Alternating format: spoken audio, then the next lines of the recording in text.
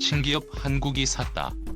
한 척에 구조한 항구만큼 비싸서 망한 주말 특급 구축함 충격적인 소식이 공개됩니다.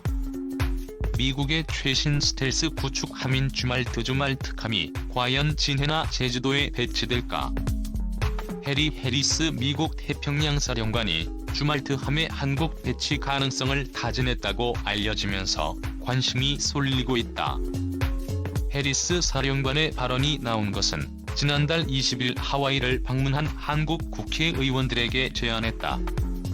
당시 자리를 함께한 국회 국방위 소속 여야 의원들은 해리스 사령관에 앞서 미 해군 구성군 사령관을 만나 전략무기의 한반도 상시 배치를 요청했다. 우리 국방부를 측면 지원하기 위한 의원 외교의 일환이었으나 정작 미국 측은 아무런 언급도 주지 않았다. 마지막 면담 일정인 해리스 사령관은 같은 요청을 받고 DDJ-000이라는 최신 구축함이 있는데 진주나 제주도를 모항으로 삼는 상시 배치에 대해서는 어떻게 생각하느냐? 고 되물었다. 이에 김종대 정의당 의원이 기지 사용 문제는 국민의 동의를 구하는 절차가 필요하다고 답하자 해리스 사령관이 다 동의하는 것 아니냐고 반문한 게 대화의 주말트 관련 대담의 전부다. 과연 주말트함 한국 상시 배치는 이루어질까? 가까운 시일 내에 이루어지기는 사실상 불가능하다. 우선 해리스 사령관이 주말트의 해외 배치를 권고할 수는 있어도 결정권자가 아니다. 미국이 32척 건조를 계획했으나 예산 문제로 24척 오른쪽 화살표 7척 오른쪽 화살표 3척으로 줄여진 주말특급 구축함을 어디에 활용할지는 적어도 국방장관이 대통령의 동의를 얻어야 하는 사안. 미국이 한반도 안보를 아무리 중시해도 3척 한 척은 전력과 단계 한 척은 건조증 주말특급에서 실전 배치된 유일한 함정인 주말트함을 한국에 배치할지는 의문이다. 더욱이 제주도를 모항을 삼는 계획이라면 국내에서 새로운 논란이 일 수 있다. 정부가 제주도 강정마을에 해군기지를 건설하면서 미군이 사용하는 일이 없을 것이라고 누누이 강조해왔기 때문이다. 다만 변수는 있다. 장기적으로는 가능성이 없지 않다. 국방부 당국자가 미국에 제안이 들어오면 그때 검토가 이루어질 수도 있다는 반응을 보인 것도 장기적인 가능성을 열어놓은 것으로 풀이된다. 척당 건조 비용이 4억 달러 3척 종료 시 7억 5천만 달러에 이른 고성능 함정이 국내에 들어오면 안보에 도움이 될 것이라는 안보 우설론이 고개를 들 것으로 예상된다.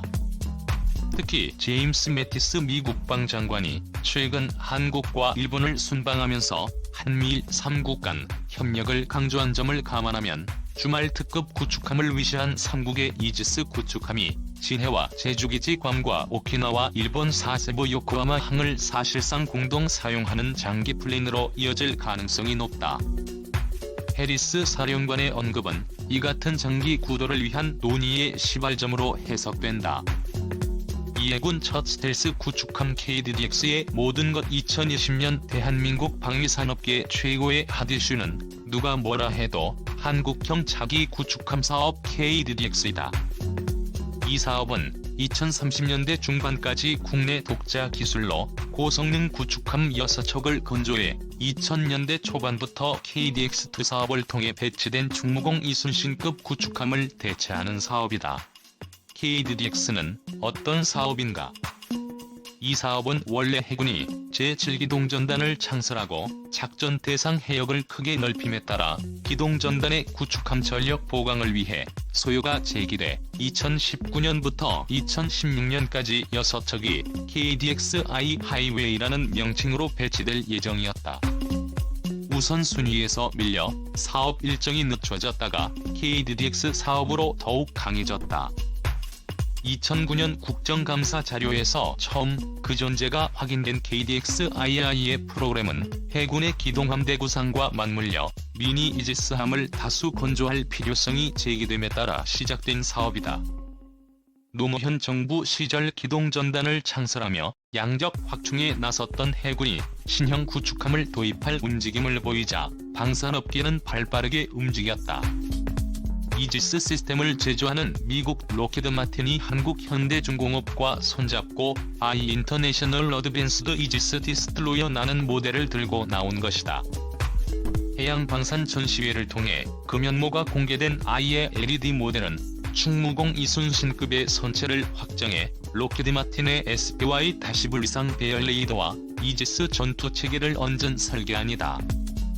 노르웨이의 프리초프 난센프리드 좁은 난센급 방공 호위함에 탑재된 이 레이더는 세종대왕함에 탑재된 XPY-뒤부의 레이더의 소형 한 버전으로 탐지거리, 동시 대응 능력 SPY-1DV보다 다소 떨어지는 염가형 제품이다.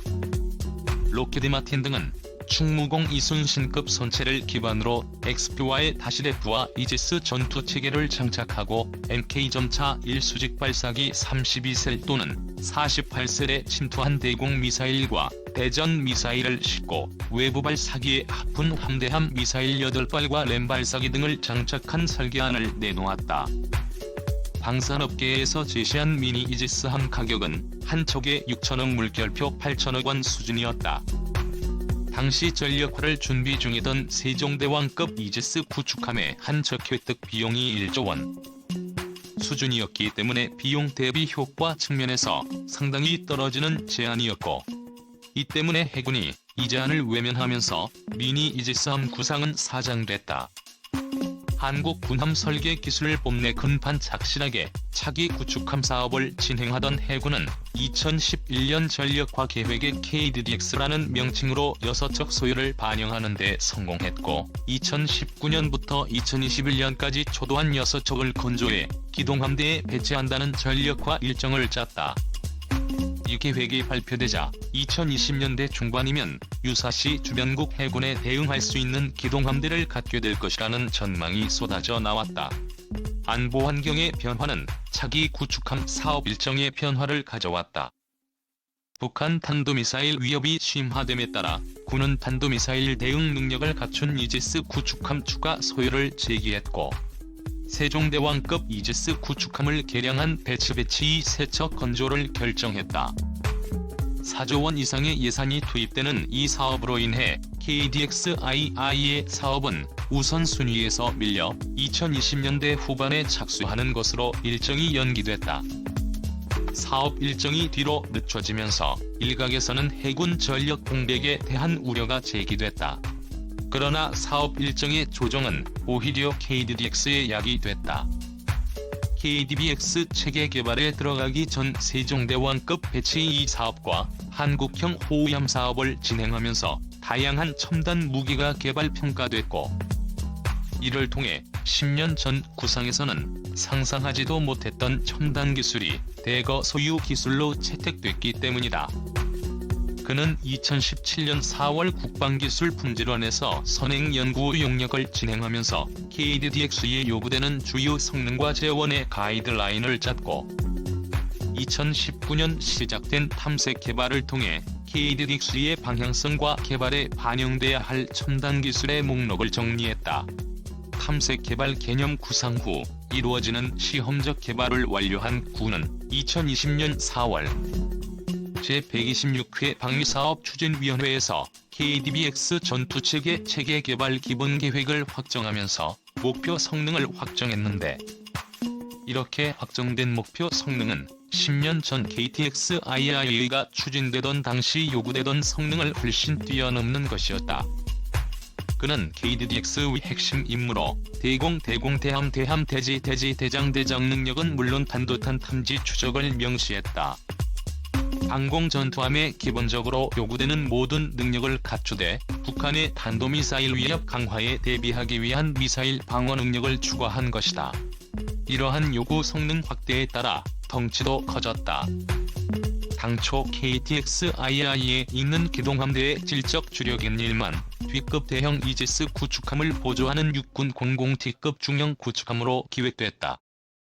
그러나 현재 거론되는 KDDX는 만재 배수량 28000T에 육박하는 대형 전투함이자 해상에서 예측될 수 있는 모든 상황에 대처 가능한 주력함 수준의 전투함을 만드는 사업으로 판이 커졌다.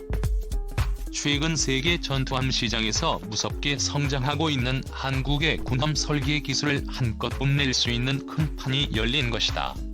비싼 만큼 강력하다.